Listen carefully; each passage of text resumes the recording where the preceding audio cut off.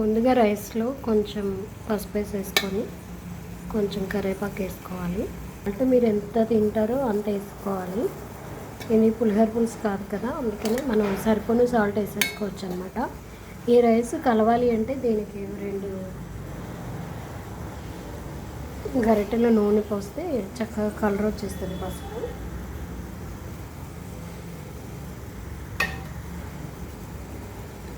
ఒకసారి కలర్ ఇలా వచ్చేస్తుంది. ఆయిల్ తగిలింగానే పసుపు కలర్ వచ్చేస్తుంది అనమాట. ఉప్పు కూడా వేసాం కదా, ఇంకా బాగా మంచిగా స్మెల్ కలర్ వచ్చేస్తుంది. దీనిలోకి ఏంటంటే స్పెషల్గా ఉడకపెట్టిన ఇవే వేయాలి. పల్లీలు వేయించకుండా ఉడకపెట్టి వేస్తే ఆ మామిడికాయ ఉడకపెట్టిన దాన్ని లాక్కొని చాలా టేస్ట్ ఉంటుంది. ఏగింది అయితే త్వరగా లాక్కోదు కదా, అందుకని ఉడకపెట్టింది అయితే చాలా తొందరగా లాగేసుకుంటుంది పులుపుని. ఇప్పుడు మామిడికాయ తురుము పెట్టుకున్నాం కదా, ఇందులో మనకి ఎంత మామిడికాయ పడుతుందో అంత వేసుకొని కలుపుకోవాలి.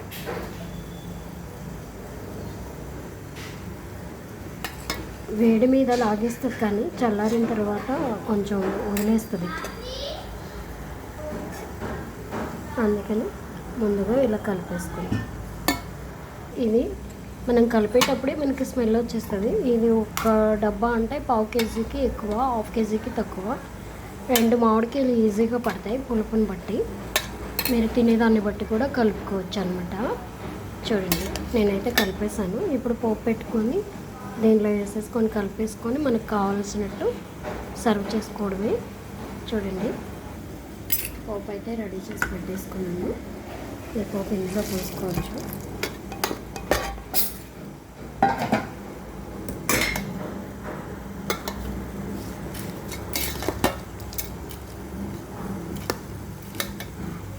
మనం ఇందులో ఉడకబెట్టిన పల్లీలు వేసుకున్నాం కాబట్టి పల్లీలు వేసినట్టు కనిపించట్లేదు.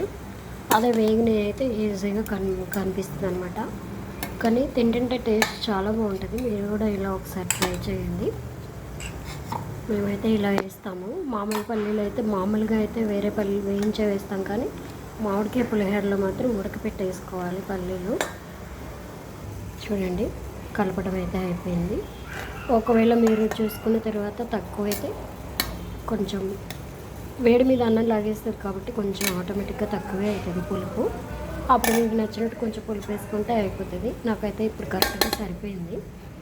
అయినా ఇంకొంచెం వేడిగా ఉంది కాబట్టి తర్వాత చూసి కలుపుకోవడానికి పక్కన పెట్టుకున్నాను. చూసారా, మీరు కూడా నాకు చేసిన తర్వాత కామెంట్ చేయండి ఎలా కుదిరింది ఏంటి అని.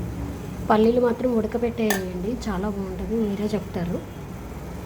ఓకే ఫ్రెండ్స్, నా ఛానల్ సబ్స్క్రైబ్ చేయండి, లైక్ చేయండి. మీరేం చేశారో కూడా కామెంట్ చేయండి.